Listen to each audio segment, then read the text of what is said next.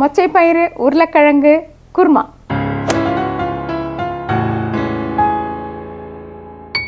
Hi, hello, வணக்கம். Dosa to பீஸா உங்களை அன்புடன் வரவேற்கிறது. நான் காஞ்சனா ஜெயக்குமார்.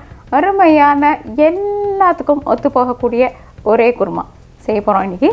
எல்லாத்துக்கும் என்ன அப்படின்னு கேட்டிங்கன்னா, தோசை, இட்லி, சாப்பாடு எதுக்கு வேணாலும் இதை தொட்டு சாப்பிடலாம். சப்பாத்தி எல்லாத்துக்கும் சாப்பிடலாம். அப்படிப்பட்ட ஒரு அருமையான பச்சை மொச்சை மற்றும் உருளைக்கிழங்கு போட்டு தயாரிக்கக்கூடிய அருமையான குருமாவை ரொம்ப சுலபமாக சுவையாக செய்கிறத பார்க்கலாம் வாங்க.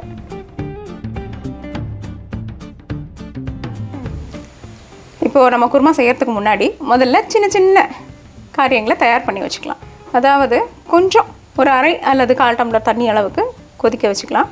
கொதிக்க வச்ச தண்ணியை நம்ம மிக்சர் ஜாரில் போட்டுட்டு அதில் கசகசா, சிறிதளவு சோம்பு மற்றும் நம்மளுடைய தேங்காய் பூ எல்லாத்தையும் போட்டு கொஞ்சம் நேரம் வச்சிடலாம். அதுக்கப்புறமா அரைச்சிங்கன்னா என்ன ஆகும்னா, அந்த கசகசா நல்லா மையாக அரைப்படும். அதுக்காக நம்ம இதை பண்ணலாம். கசகசா,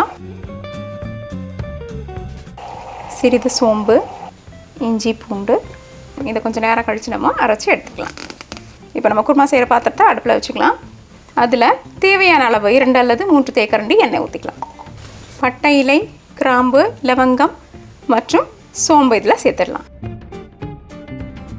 இப்போ உருளைக்கிழங்க உங்களுக்கு தேவையான அளவுக்கு அதை நறுக்கி எடுத்துக்கணும். அதாவது கொஞ்சம் சின்ன சின்ன துண்டுகளாக போட்டிங்கன்னா என்ன ஆகும்னா, அது வந்து கலந்த மாதிரி இருக்கும். அப்போது அதனுடைய சுவை வந்து ரொம்ப நல்லாயிருக்கும். அப்போ நம்ம எது கூட வேணாலும் சாப்பிடலாம். அதனால் பெரிய துண்டுகளை தவிர்த்து சிறிய துண்டுகளை நம்ம உபயோகப்படுத்தலாம்.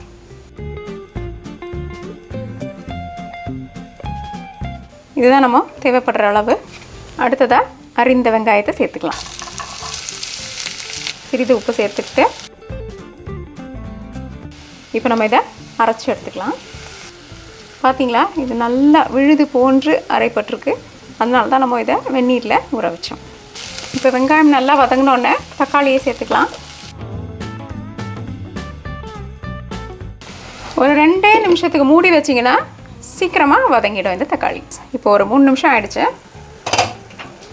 பார்த்திங்களா, தக்காளி நல்லா வதங்கியிருக்கு. இப்போ நம்ம என்ன பண்ண போகிறோம்னா, இஞ்சி, பூண்டு, சோம்பு மற்றும் கசகசாவின் விழுதை இதில் போட போகிறோம். அதில் பார்த்திங்கன்னா, நம்ம வந்து இஞ்சி பூண்டு வந்து ஒரு சிறிய துண்டு அல்லது ஒரு பாதி பூண்டு தான் நான் போட்டிருக்கேன். அதே போல் சிறிய துண்டு இஞ்சி போட்டிருக்கேன்.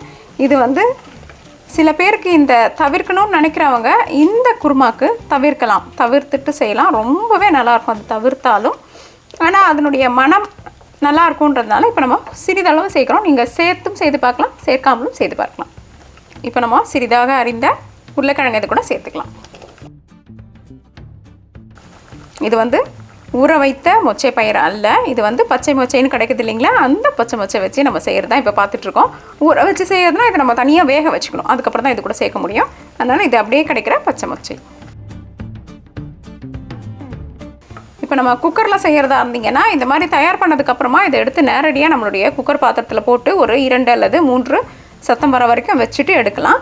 அப்படி நம்ம குக்கர் பாத்திரம் உபயோகப்படுத்தலை, ஆனால் இது இப்படியே வெந்துடும் சீக்கிரமாக. அதனால அப்படி வேக வைக்கிறவங்க மஞ்சள் தூள் சேர்த்துடலாம். இப்போ 2 பச்சை மிளகாய் சேர்த்துக்கலாம். ரொம்ப குறைந்த அளவே தண்ணி இதுக்கு ஊற்றணும். அரை டம்ளர் தண்ணி ஊற்றி இதை மூடி வச்சிடலாம். இப்போது 10 நிமிஷத்துக்கு அப்புறம் இப்போ நம்ம சோதித்து பார்த்துக்கணும். கொஞ்சம் சூடார விட்டு லேசாக அவங்க கையால் எடுத்து அமுக்கி அல்லது கிள்ளி பார்க்கலாம்.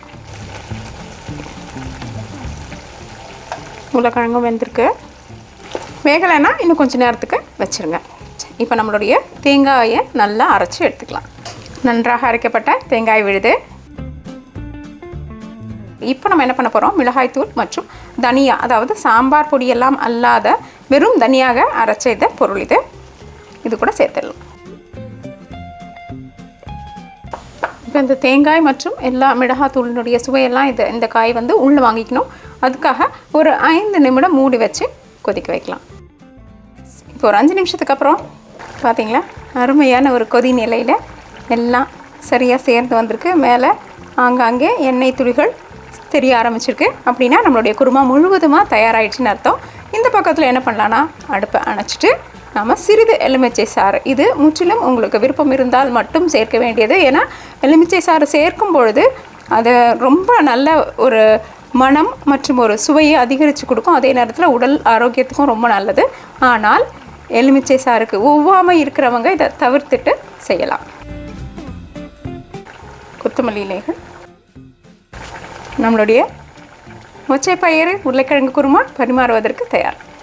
என்ன நண்பர்களே, இந்த ஒரு அருமையான பல்வகை உணவுக்கும் உதவக்கூடிய ஒரு குருமா செய்து பார்த்தோம். நம்ம இப்போது இதை வந்து எல்லாத்துக்கும் வச்சு சாப்பிடலாம். நிச்சயமாக அருமையாக இந்த மொச்சை மற்றும் உருளைக்கிழங்கு சேர்த்து பார்த்து செய்து உங்களுடைய கருத்துக்களை எங்ககிட்ட பகிர்ந்துக்கோங்க. தோசை பீட்சா என்றென்றும் உங்கள் நாவிற்கும் வயிற்றிற்கும் நல்லதொரு சுவை. இந்த வீடியோ உங்களுக்கு பிடிச்சிருந்தா லைக் ப்ரெஸ் பண்ணுங்கள். மறக்காமல் தோசை பீட்சாவுக்கு சப்ஸ்கிரைப் பண்ணுங்கள். நன்றி, வணக்கம்.